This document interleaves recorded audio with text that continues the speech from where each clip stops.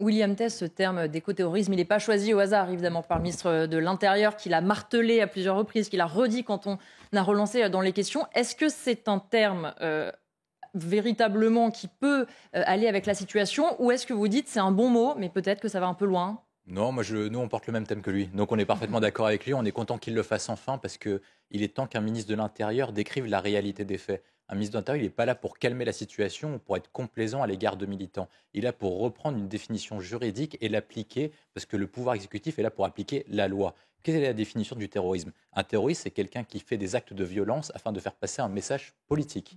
Vous avez des personnes qui cassent, qui troublent, qui agressent les forces de l'ordre afin de faire porter un message politique et un message écologiste. Alors, est-ce que leur définition leurs actes collent à la définition du terrorisme? Oui, il peut définir ça sous écoterrorisme en distinguant le terrorisme islamique, comme l'a rappelé Jean-Michel Fauvergue, et l'écoterrorisme. La réalité, c'est que ce sont des terroristes et ça a une fin d'utilité, c'est de décrire le réel. La deuxième utilité, c'est qu'en fait, ça nous permet d'agir préventivement afin d'attraper toujours les mêmes, les 400 Black Blocs qui circulent à toutes les manifestations, qui sont des professionnels. Là, on n'agit pas préventivement. Non, mais justement, une fois qu'on les définit comme terroristes, ça veut dire que l'État, les forces de l'ordre pourront utiliser des moyens exorbitants du droit commun pour les attraper en amont, comme on a fait notamment lors des Gilets jaunes. Moi, je pense qu'il faut appliquer. Si le gouvernement est juste et qu'il veut appliquer et qu'il veut toujours être le parti de l'ordre, il faut qu'il applique la même recette qu'il avait appliquée pour les Gilets jaunes. Pour les Gilets jaunes, il y avait une manifestation qui était interdite aux Champs-Élysées. Et là, ça veut dire que la manifestation était interdite. On était incapable d'empêcher la constitution d'une ZAD, d'empêcher les cassages. Et puis en plus, si les écologistes aiment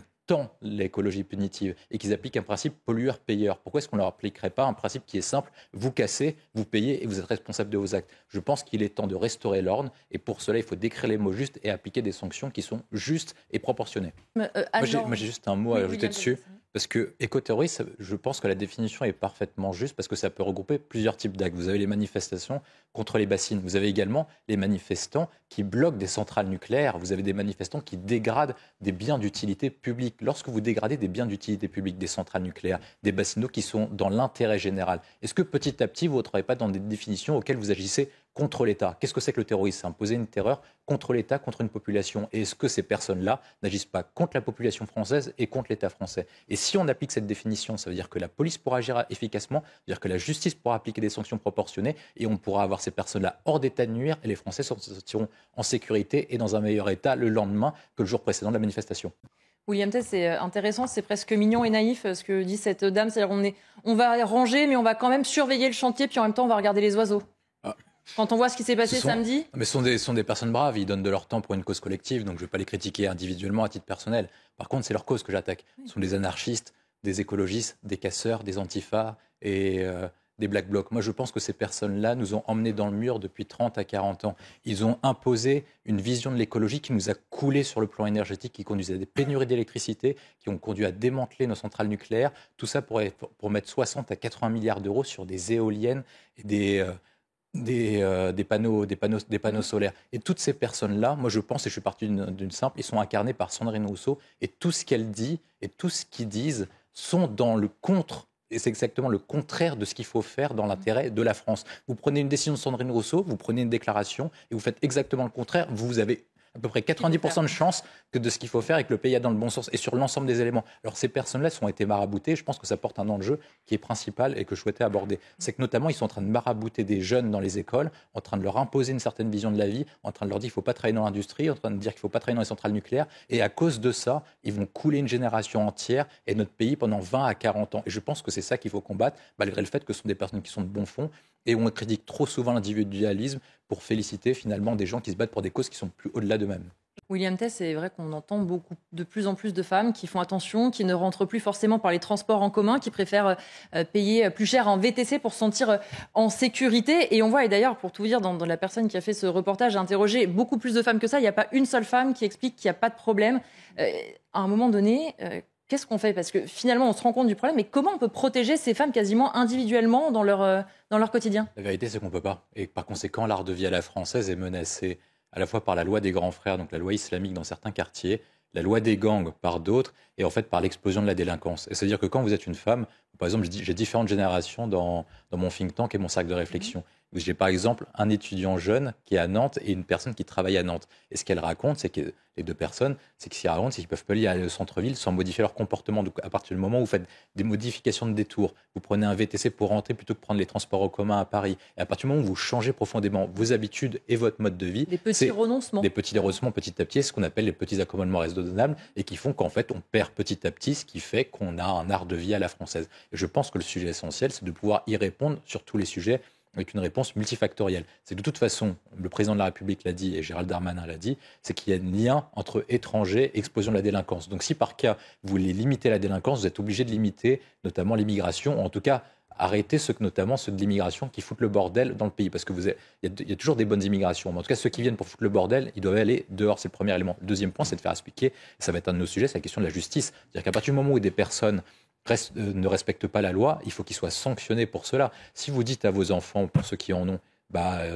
couvre-feu à 21h, il commence pour rentrer la première fois à 21h30 ou à 22h et qu'il n'est pas sanctionné, évidemment, il va se permettre de plus en plus de zèle. Et ça se passe pour une grande majorité de la population qui font un rapport coût-bénéfice entre l'acte qu'ils font et les risques qui sont sanctionnés. Et tant que vous ne mettez pas de ces deux piliers-là, à la fois la question régalienne d'une part avec l'immigration et la justice de l'autre, on arrivera toujours au même problème, c'est-à-dire qu'on mettra un paquet d'un côté, mais comme l'autre ne suivra pas, il n'y aura pas de sanction et donc du coup on n'arrêtera pas le fléau de l'ensauvagement de la société. Alors, question piège, on n'y arrive pas parce que c'est un manque de volonté ou c'est un manque de moyens ? Les deux. J'étais à peu près sûr de votre réponse, figurez-vous.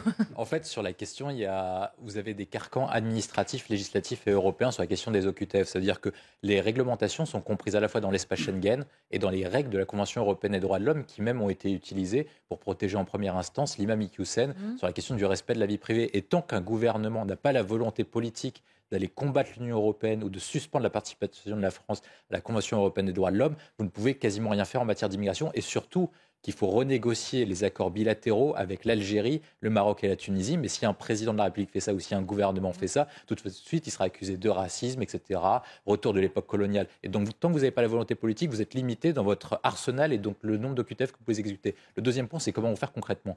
Moi, je pense que le meilleur moyen, c'est le moyen le plus simple, c'est d'externaliser notre politique migratoire à l'extérieur de nos frontières et de mettre en place ce qu'on appelle des hotspots pour dire qu'un pays tiers extérieur en fait soit payé pour prendre en charge l'immigration. Et si la personne essaye de postuler en France et sans titre de séjour valable et sans nationalité, en fait automatiquement la France refusait le titre de séjour si par qu'elle n'a pas postulé par le hotspot.